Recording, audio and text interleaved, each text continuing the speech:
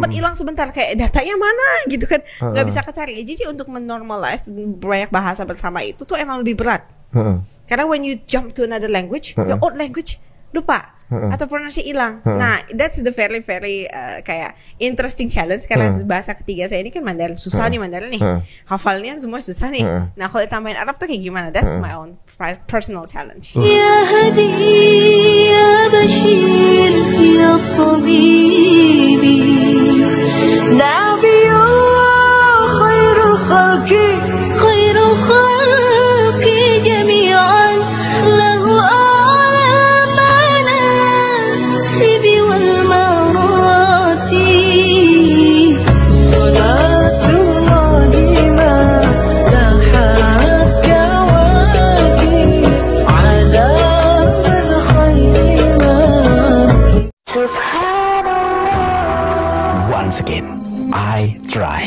Bismillahirrahmanirrahim. Assalamualaikum warahmatullahi wabarakatuh. Kaum muslimin yang dirahmati Allah, semoga Allah senantiasa curahkan segala rahmat, segala nikmat yang berkepanjangan dan tiada berhujung dari dunia hingga akhirat kelak insyaallah. Dan Allah pun kumpulkan kita para kaum muslimin di bawah naungan aras Allah beserta para nabi, beserta para orang-orang yang Allah kasihi, Allah sayangi, Allah cinta insyaallah, di bawah naungan aras Allah kelak di mana tiada naungan selain daripada naungannya insyaallah. Amin amin Allahumma amin.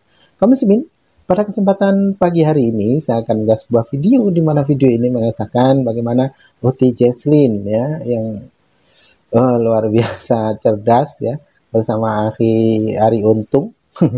Beliau berdua membahas tentang bagaimana berpuasa semalam, terus bagaimana nikmatnya di dalam Islam, bagaimana nikmat di dalam ibadah ya, keindahannya berserta kesulitannya di dalam Islam itu. Bagaimana tanggapan beliau terhadap Akhi Ari Untung. Demikian kaum muslimin videonya. Apa yang kita ngerti? Nah, saya cari semua di situ. Sampai saya pakem, baru saya cari Mualaf Center. Saya langsung cari Mualaf Center. Pertama saya ada direkomendasikan kayak ya udah kalau mau syahadat kita syahadat ke ustadz aja. Saya no, enggak mau. Jangan coba-coba bawa saya ke ustadz. Padahal by the end of the time mualaf juga harus ke ustadz kan. Tapi kok ini nggak mau ketemu ustadz. Tapi versi saya tuh begini. Ketika kalau misalnya we are mualaf, terus kita bertemu dengan ustadz kan kebanyakan mungkin ada yang konvensional, ada yang modern. We don't know, kan? Kalau kita ketemu yang konvensional, nanti kita akan diberatkan. Ada yang iman kita jatuh sebelum ada. Karena mualaf itu untuk move aja. Pertimbangan dia tuh ratusan gitu. Bener. Dan kemungkinan there is some ustadz mungkin ya mungkin mereka tuh sudah terbiasa membina Islam dari lahir. Akan beda perlakuan mereka. Itu menurut saya. Jadi kenapa menurut saya betulnya adalah when you want to mualaf, kamu mau pindah, kamu carilah mualaf center karena mereka kan spesialisasi istilah kayak kamu sakit. Maksudnya sama-sama dengan latar belakang yang sama kan mereka. Betul, dan mereka sudah terbiasa untuk mengatasi orang yang berpindah. Jadi they will treat you how standardizedly akan di-treat gitu loh. Dan you will be given like tata caranya untuk ngikutin dari awal sampai akhir itu lebih rapi. Dan nggak ada pemaksaan kan gitu. Tidak ada pemaksaan. Jadi kalau udah yakin mau syahadat, udah yakin belum? Kan ditanyain gitu kan. Ada maksa apa enggak gitu-gitu kan selalu kan. Betul. Nah, gitu. Terus yang ditemui siapa tuh di sana? Waktu itu saya ketemu mualaf center yang paling dekat tuh Ayah Sofia. Memang ada di Tangerang.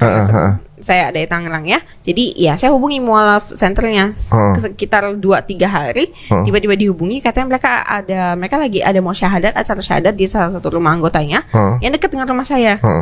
Ya saya mikir-mikir, aduh ini mendadak kan, tapi emang saya udah mau sih, saya udah chat, saya udah ini kan. Terus ya udah saya datang aja. Datang, yang penting syahadatnya selesai. Biar janji ikat sumpahnya tuh selesai, beres, kita terikat dengan sesuatu supaya kita ada sesuatu yang kita mau penuhi. Udah, saya datang. Oh gitu. Di jadi situlah. Tidak ada. Masih ke tanggalnya nggak? Masih bulan lalu? Bulan lalu dong, kan belum genap 1 bulan kayaknya.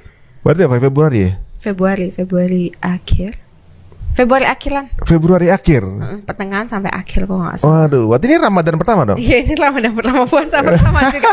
Kemarin tarawih pertama juga. Tarawih pertama ya? Iya, tarawih pertama. Waduh. Terus saya kenain 23 rakaat lagi. 23. Ya untuk di awal mungkin coba yang 8 dulu gitu kan. Iya, saya kan nggak tahu. Saya penting ikut tarawih kan. Ya udah saya ikut.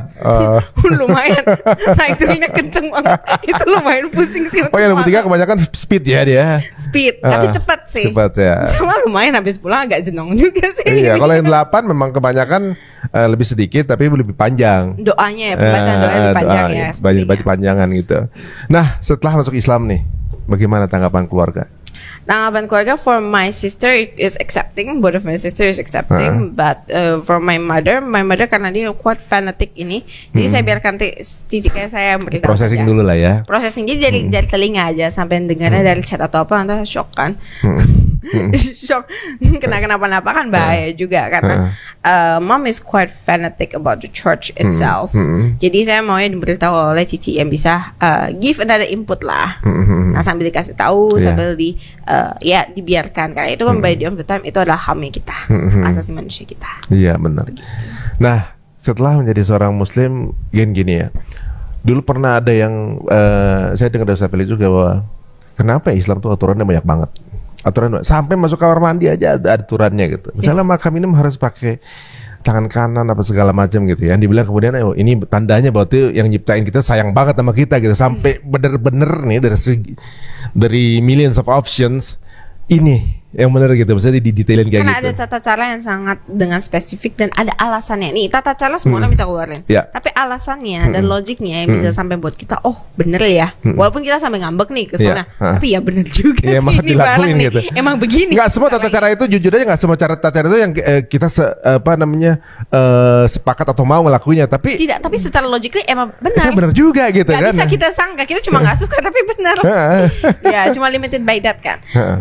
And by the end of the time is actually what a religion supposed to do ya. Jadi religion supposed to guide us gitu loh. Jangan biarin kita tuh kayak ngawang-ngawang, nggak tahu, nggak jelas apa segala untuk kita mencari sendiri di dunia luar. Karena kalau kita mencari sendiri pembuktiannya, kita bisa aja masuk ke dark life gitu loh, a very different kind of life. Ya kadang-kadang misalnya apa yang semua lakuin boleh gitu kan, berarti apa gunanya religion kan gitu. Kalau lu nggak dijagain kan gitu ibaratnya. Nah, ketika menjadi seorang muslim kan banyak sekali hal yang dijalanin ya gitu, ibaratnya kayak sholat, puasa, segala macam gitu. Kan orang banyak yang kemudian nggak jadi gitu, gua belum tentu kuat sholatnya gitu. Atau juga mungkin kayak di Jepang nih, kita ngobrol sama teman-teman orang Jepang gitu, mereka nggak jadi bermualaf karena udah menu yang ada B-nya itu udah jadi bagian dari taste-nya dia gitu. Atau juga mungkin dia takut dihitan gitu misalnya kan gitu kan gitu. Jadi banyak hal yang dilakukan ketika menjadi seorang muslim gitu. Nah, gimana menghadapi itu? Masih proses yang paling teski apa sih buat kamu sebagai seorang muslim mualaf? Kalau yang paling hard, jujur semuanya hard. Jadi kalau mau dikategorikan yang mana paling hard, kayak sama sih semuanya kesusahannya. Sama-sama. Saya beda banget dari dulu. My religion doesn't require me to do anything. Yang penting datang ke gereja, udah beres. Nah sekarang dari yang benar-benar bebas ngapain aja sampai yang ada aturannya. Sampai ada aturannya ketat lagi. Udah ketat, ada hitungannya lagi. Ada hitungannya, masih ada bacaan, terus ada niatnya. Habis niatnya masih harus kita pastikan kita menjaga niatnya sepanjang itu. Itu kan berat ya. Tapi ya cara kita untuk pass through it is that we remember what is our purposes at the beginning. Kalau your purposes emang betul, ya emang mau mencari Tuhan, and you really know what's the difference. For me, pilihannya tuh kayak begini. People like me, pencarianmu untuk ketenangan, nanti hanya ada dua pilihannya, rumah sakit jiwa atau Tuhan. Jadi cuma ada dua, your point gitu. Because for someone who love to think so much, yes, you're going to be very clever and a lot of people will adore you, yes. But one day, you will go mad, lu pasti gila. Lu aja nggak bisa ngatasin diri lu sendiri. Jadi pilihan cuma dua. Kamu mau suatu hari nunggu sampai kamu masih psikolog, sampai kamu masuk ke rumah sakit jiwa, ditenangin, atau you want to search God supaya God tuh bisa membimbing kamu bisa ikutin ajaran-ajaran yang bisa membimbing kamu dan tenang. Jadi saya mengikatkan kayak gitu. Walaupun sesusah-susah apanya, this is already the best choice gitu loh. This is the only choice that I have to do. Emang I learn what is my God is, and I learn what is the true faith ya. Faith yang benar tuh seperti kayak gimana, bagaimana tata cara ibadah yang benar. Susah ya, karena susah emang karena ada takaran pahalanya sendiri. Ada penjelasannya kenapa itu masih susah. Ada takaran bahkan angka-angkanya kenapa itu susah. Dan ada takarannya sendiri. When you do it with your wholeheartedly, kayak benar-benar kita pahami ya, kita lakukan dengan hati ya, bukan karena orang maksa atau orang suruh diteriakin atau something ya. Kamu akan you feel peace after that. Some kind of feeling saja. If you don't know it, you should try it. Karena itu tuh suatu hal yang kita mesti rasain. Iya, nggak bisa kita ceritain doang, harus experience ya. Harus experience. So you try it first, dicoba, dilakukan di ini. Kalau masih belum dicoba, dicari tahu kenapa. Nah, habis itu sangkut pautkan kembali kepada your purpose of why you want to hold a religion. Apakah kamu cuma ngikutin orang kayak bebek, atau you're a human being, gitu loh. A human being should able to hold a perception, harus hold a foundation that's so high, dimana walaupun kamu harus melakukan apapun juga, kamu akan tetap bisa ikutin. Karena emang kita tahu purpose-nya kita akhirat. Akhirat tuh not so cheap to be gained gitu loh. Kayak kita puasa kan juga ada purpose utama ya kan. Susah untuk kita yang malam dari pagi sampai malam. Pagi seumur hidup belum pernah begini kan. Kalau makan oke, masih normal ya. Minumnya itu cukup. Dan orang pertama kayak menahan emosi, menahan kata-kata, mengontrol diri dan everything kan. Lapar kan emosi biasa udah pasti kan. Lapar tuh. Tapi kan itu kan cara kita untuk menahan dan lain-lain. Itu tuh ada salah satu contoh yang jelas bahwa by the end of the time pahalanya adalah akhirat surga gitu untuk kita. Jadi memang hard work pays off like that. Ya, aduh, Masya Allah ya. Memang ternyata setelah dipelajari 30 sampai 40 hari itu akan mulai menjadi kita habit gitu ya. Jadi by the end setelah Ramadan semoga kita jadi orang yang bisa nahan emosi. Nah kan itu kan ada purpose-nya kan, itu kan ada kegunaan untuk kita. Jadi kita mikir kayak ya Allah dulu Ramadan aja gue nggak makan, dia gue bisa nggak marah-marah. Lu sekarang kok gue makan dulu jalan lewat depannya gue marah kan. Bisa gitu. Nah kita bisa introspeksi diri gitu loh. Introspeksi diri, even when your worst case you actually have the capability to hold yourself to control. Apalagi in your good case. Jadi setelah kita lepas dari Ramadan itu bukan jadi kita untuk caci maki orang, bukan bukan kesempatan. Itu kan harus jadi permanen kan gitu kan. Bukan jadi kesempatan untuk balas dendam kemarin sebulan gue nggak bisa nih jahatin orang nih, bulan depan ini porsinya 2 kali, bukan. Malahan introspeksi diri. Saya in my best version in my worst condition itu seperti ini. Berarti my best version in my best condition will be better. Wah, bener juga. Jadi sebenarnya 30 hari nih selama bulan Ramadan teman-teman, ini adalah inkubasi. Jadi teman-teman itu akan ditrain menjadi lebih baik gitu. Bukan berarti benar kemudian pembalasan setelahnya kan. Dan kalau kita ketemu sama orang yang nggak makan atau juga mungkin yang pengemis atau segala macam, kita ada empatinya, kita pernah ngerasain lapar tuh nggak enak gitu kan. Betul. Nah jadi langsung kita jadi udah tahu rasanya dia gitu kan gitu. Jadi kita akan feel way more grateful setelah kita sudah lepas dari bulan Ramadan ini. Bahwa kayak even when we have everything gitu loh, gini loh kondisi kalau misal you have nothing gitu, terus dipotong dari semua supplier begini. Begitu. Bagaimana pertama kali bukaan rasanya? Bukan rasa pertama kali surga banget sih. Bahkan teh manis aja enak banget, teh manis. Iya benar. Teh manis anget aja, aduh, udah enak banget. Apalagi seumur-umur nggak pernah kan kita nggak minum sampai sejauh ini kan. Lebih susah itu emang menahan kayak rasa di dalam emosi atau kayak pikiran kita mau ngelakuin ini atau kayak mau nonton bareng kan nggak boleh terlalu kayak ada setan-setannya segala ya. Harus yang baik-baik, harus apa kan. Kontrolnya tuh lumayan sih bagian itu ya. Ngomong juga kan kita perlu kontrol juga, emosi nggak boleh kan gitu kan. Jadi lebih bagus ya keep our mouth silent, lebih bagus lah menjaga silent mode kan. Itu bisa lebih terkontrol nih. Nah, tapi emang kalau jadi sehari-harinya gitu ngelihat kayak kita bersyukur sama contoh ya. Yang paling sepele lah, makanan lah ibaratnya. Kita bersyukur banget even untuk teh manis kayaknya rasanya gorengan aja pas bukannya gitu ibaratnya. Untuk teman-teman yang nggak tahu nikmatnya kayak apa tuh teh manis, puasa dulu deh. Belajar puasa gitu. Untuk teman-teman yang udah puasa pasti paham bahwa teh manis anget itu adalah sesuatu yang nikmatnya luar biasa untuk buka puasa gitu guys. Waduh, ini obrolan kita nih sebenarnya kembali jadi nge-refresh secara pribadi ya kalau kita sebagai seorang muslim ya. Bagaimana ternyata orang untuk mendapatkan hidayah itu membutuhkan effort dan pencarian yang ternyata nggak sepele gitu. Iya, pengorbanan juga gitu. Dan untuk teman-teman yang sekarang sudah berhidayah ibaratnya mesti dirawat. Emang lebih susah ngerawatnya sih. Kadang-kadang kita ya di agama dibilangnya futur gitu. Kadang-kadang ya udah sering sholat juga gitu kadang-kadang gitu kan. Nah, nggak juga gitu guys. Nah, kemudian nih setelah kemudian anggapan keluarga, kemudian rituals yang ya selalu ada, abis step ini kemudian ada lagi gitu ibaratnya. Yang makin lama kalau saya pribadi mengasihkan sih ketika ngejalaninnya gitu. It's like a challenge gitu ibaratnya. Mengasihkan aja gitu, bukannya satu beban ya, tapi mengasihkan gitu. Dulu awalnya ngerasa beban.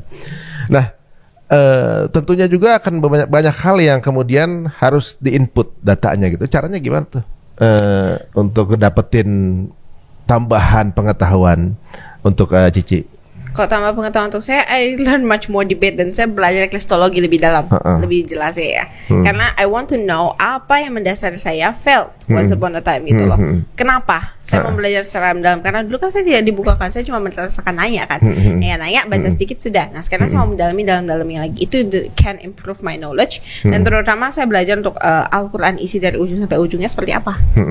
Nah Dan itu untuk pendalaman iman. Itu lebih ke pendalaman iman untuk merawat iman kita, karena kadang tuh pasti ada high dan low di mana kita akan mulai merasa nih kita pingin balik ke habit yang old habit tuh pasti ada tendency to do that. Nah, tendensi itu yang bisa di fight dengan our data kalau kita learn. Ini menarik ya. Jadi ibaratnya belajar Islamnya dengan scientific atau juga ilmiah. Ini menarik juga nih. Dan kebanyakan yang belajar secara ilmiah itu kan tanpa jatuh cinta sama Islam. Soalnya banyak banget ilmuwan yang kemudian saya juga akhirnya dapat ilmu justru dari mereka yang baru memeluk Islam. Dan itu menambah bahasa bagi saya, bahasa keempat, Arab kan? Ini menarik juga kan. Belajar bahasa Arab itu ternyata sesuatu yang bisa dibilang precious loh. Menarik juga. It's very precious. Maksudnya you add the language to yourself. Itu basically it will make you much more clever basically. Karena otak kamu mau improve gitu loh. Nih, contohnya waktu saya pelajari bahasa kedua saya bahasa Inggris. Inggris saya tuh jauh lebih kuat dulunya. Nah, tapi pas saya masukin bahasa Mandarin itu, Inggris saya tuh for somehow hilang. Sempat hilang sebentar, kayak datanya mana gitu kan, nggak bisa kecari. Jadi untuk menormalize banyak bahasa bersama itu tuh emang lebih berat. Karena when you jump to another language, your old language lupa atau pronunciation hilang. Nah, that's the very kayak interesting challenge, karena bahasa ketiga saya ini kan Mandarin, susah nih Mandarin nih, hafalnya semua susah nih. Nah, kalau ditambahin Arab tuh kayak gimana? That's my own personal challenge. Emang sih. Sebenarnya secara pribadi juga kepengen banget bisa belajar bahasa Arab. Emang challenge banget ya. Itu challenge banget. Apalagi satu kata, ibaratnya satu kata itu bisa punya banyak arti. Misalnya gini, ya karena budu ya karena stain. Ya apa namanya? Kepadamu aku beribadah kan. Budu beribadah.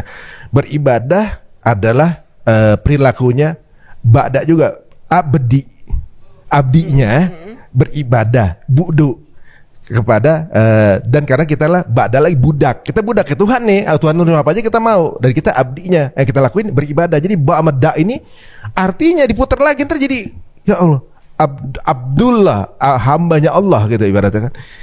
Ba'da dari satu kata aja, Pak, ternyata satu kata itu bisa various arti. Kayak ikro tadi, bukan cuma orang taunya ikro baca, ternyata analyze. Itulah kenapa harus hafalin bahasa tuh, harus hafalin bahasa aslinya. Because the feel of language itu beda. Kalau sampai belajar bahasa Arab, gua kalah lagi nih kayaknya nih. Waduh, parah. Tapi bahasa Arab, bahasa Mandarin tuh lebih gampang karena bahasa Arab nggak ada nada. Perpindahannya cuma angkanya nektar, bukan angkanya bentuknya yang bulat-bulatnya atau kayak garisnya itu nektar tuh. Cuma tengahnya aja kan, tengahnya itu kan ikro ini gabung-gabung kan, ditempel-tempel kan. Aja. Jadi asal ikro kita lewat semuanya, kita tempel aja semua ujung sampai ujung, hajar aja pagi siang malam 24 jam, anggaplah sebulan kita dedikasikan semua untuk itu. Lewat lah. Wah, coba kita lihat ya berapa bulan kemudian nih Cici bisa bahasa Arab. Ini menarik nih. Kalau sampai beliau bisa, malu kita. Malu, asli malu banget ya. Guys, ini dari ngobrol sama Cici ya. Aduh, ini kayaknya ibaratnya kita perlu ada sesi lagi ngobrol sama Cici nih ya kan. Bentar lagi bukaan ya ibaratnya kan. Ini penasaran banyak sama Cici sebenarnya. Tapi dari sini kita melihat bahwa effortnya Cici ini luar biasa untuk kemudian memeluk Islam gitu ya. Setelah memeluk Islam, kemudian banyak stepnya juga harus dijalanin. Dan jadi orang muslim juga nggak mudah gitu. Sholat segala macam, puasa, dan puasa juga bukan sesuatu perkara yang mudah. Belum lagi perkara umroh, haji segala macam gitu ya. Bayangin guys ya. Dulu ya ibaratnya gini, Islam ini satu-satunya agama yang paling difitnah di dunia gitu ya. Dan pemeluknya banyak yang paling dibunuhin gitu. Menjalankannya juga nggak gampang. Andai agama ini bukan ciptaan Tuhan, udah dijauhin dari dulu. Karena ngejalaninnya susah gitu ya. Kemudian jadi pemeluknya juga nggak mudah, diintimidasi, difitnah, dibunuhin segala macam.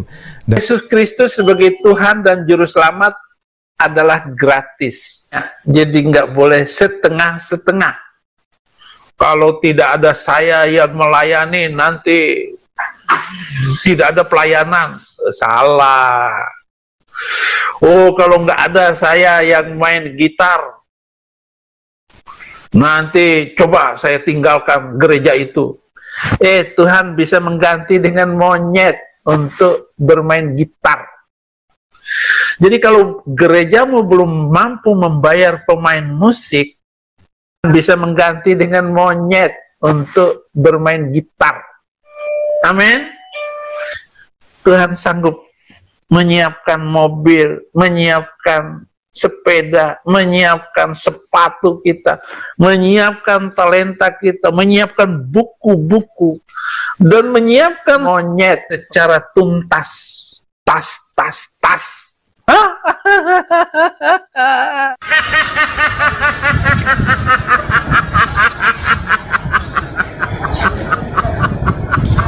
goblok, asal goblek, asal jeplak mulut.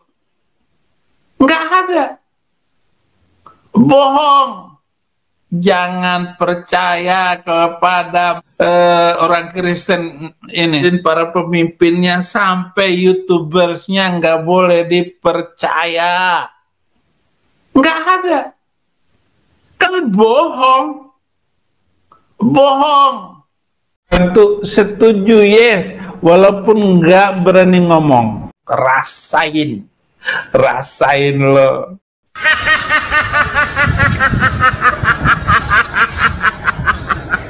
Saya ini peduli, saya bukan menghina, nggak ada maksud dan tujuan saya untuk menjatuhkan Islam supaya masuk Kristen, nggak usah, saudara-saudara, nggak usah masuk Kristen. Di Kristen aja banyak penipu, di Kristen saja banyak sekali yang menyakitkan hati saya. Bayangkan alat-alat di gereja saya ini yang baru saya beli, diambil anak rohani saya, si Yopi, Nobin, kerjasama, dibawa ke Yayasan Bethesda katanya. 2 hari diangkut alat-alat itu. Di Kristen sudah banyak jahat, nggak usah masuk Kristen, karena orang-orang di Kristen aja banyak yang jahat. Mau jadi pelayan Tuhan dengan menipu gurunya ditipu. Itu di Kristen. Coba diperbaiki di Yayasan Bethesda itu. Bu Desra, kamu sebagai ketua umumnya yayasan itu, kalau nggak bisa perbaiki, nggak usah melayani, nggak usah sombong, nggak usah bawa-bawa nama Saifuddin Ibrahim, biar tahu semuanya. Saya nggak suka pelayan busuk di dalam gereja. Ingat baik-baik ya Yopi ya, kamu nggak ada bertanggung jawabnya. Dasar otak narkoba, dasar otak narkoba. Yopi dengan Nobin ini sama-sama otak narkoba, jadi syaraf otaknya sudah rusak. Setuju, yes, walaupun nggak berani ngomong. Rasain, rasain lo.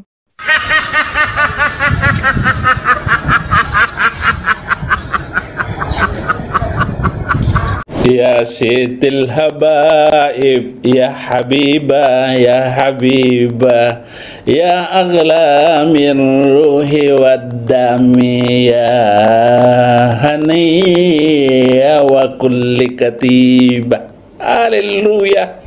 Itu lagu yang saya hafal waktu saya kecil. Wahai Tuhan kekasih, ibuku,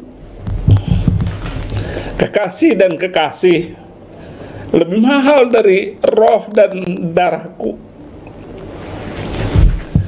Lembut Engkau, semuanya kebaikan dari Engkau. Itulah lagu tentang ibu. Ibu dalam bahasa Arab. Karena dari ibulah semuanya itu menjadi indah. Untuk setuju, yes, walaupun nggak berani ngomong.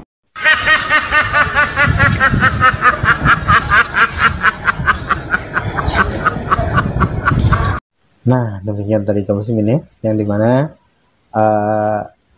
Oti Jesslyn dan juga Aki Ari Untung menjelaskan tentang bagaimana keindahan ya di dalam Islam berserta kesulitannya di saat ibadah ya. Kalau memang Islam ini bukanlah agama yang datang dari Allah melalui para nabi, maka sudah ditinggalkan oleh pemeluknya pada zaman dahulu. Bahkan mungkin tidak ada orang yang akan memeluknya ya, di samping karena memang di dalam Islam itu ibadahnya semuanya diatur ya, dari sendi-sendi aspek kehidupan kita selaku manusia ini semua serba diatur. Hendak tidur kita diatur ya, bangun tidur kita diatur, hendak ke kamar mandi sekalipun ya, hendak buang hajat sekalipun itu pun diatur di dalam Islam. Jadi Islam ini agama yang penuh dengan aturan. Namun disinilah bentuk kasih sayang Allah terhadap kita selaku hamba yang beriman kepada Allah Ta'ala, ya. Karena apa? Ternyata setiap aturan-aturan yang dibuat oleh Allah itu bukan untuk Allah, bukan, tapi untuk kita sendiri, ya. Contoh ketika kita sholat, orang bersolat itu ternyata lebih dahsyat dari senam yoga dan aktivitas-aktivitas olahraga yang lainnya, ya.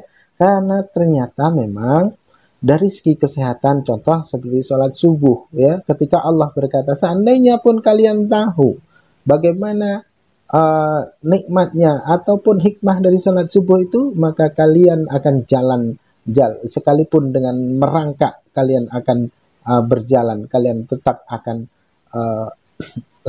akan lakukan sekalipun itu dengan merangkak. Seandainya kalian tahu nikmat dan hikmah dan manfaat dari sholat subuh.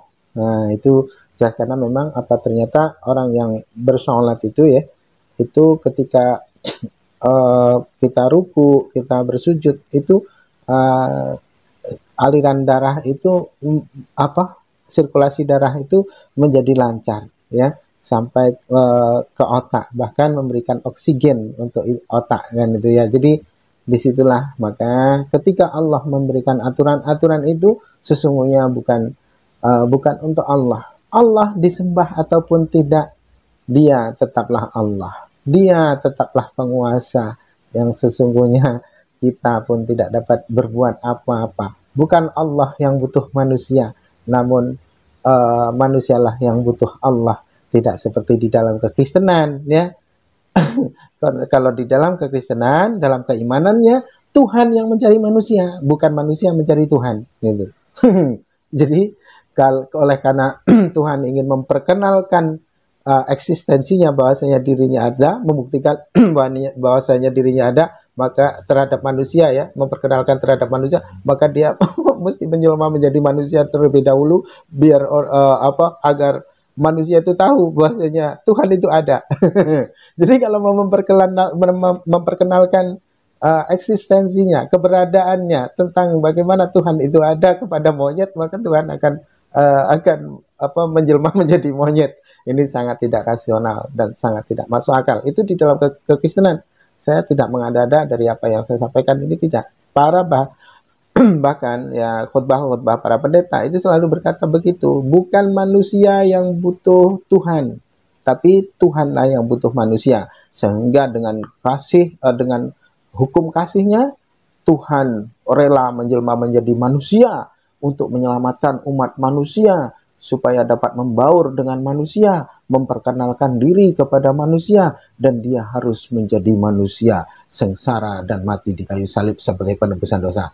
Bohong itu semua, tidak ada seperti itu, ya. Itu hanyalah doktrin saja yang sesungguhnya tidaklah tertulis di dalam kitab suci mereka, terkecuali itu dalam surat-surat Paulus, yang dimana Paulus ini adalah pendiri dari agama Kristen itu sendiri. Oleh karena apa? Kristen itu hadir, Kristen itu ada, itu jauh setelah Yesus tidak ada, ya. Nah, Yesus sendiri bahkan tidak pernah mengenal Kristen. Contoh, jikalau memang Yesus mengenal Kristen, maka tidak akan pernah ada Matius 7:21 hingga 23, ya. Malah justru orang yang menuhankannya itu dianggap kejahatan, ya. Nyahlah daripadaku kamu sekalian pembuat kejahatan. Nyahlah daripadaku, aku tidak mengenal engkau, sesungguhnya kalian adalah pembuat kejahatan. Jadi malah diusir orang yang menuhankan Yesus itu, yang menjadikan Yesus itu Tuhan, malah dia akan diusirnya. Oke, demikian saja kaum muslimin yang dapat saya sampaikan, dan saya akhiri video ini. Wassalamualaikum warahmatullahi wabarakatuh. Ya Hadi ya Bashir ya Tabibi, Nabiyullah khairul khalqi jami'an, lahu a'la manasibi wal marati.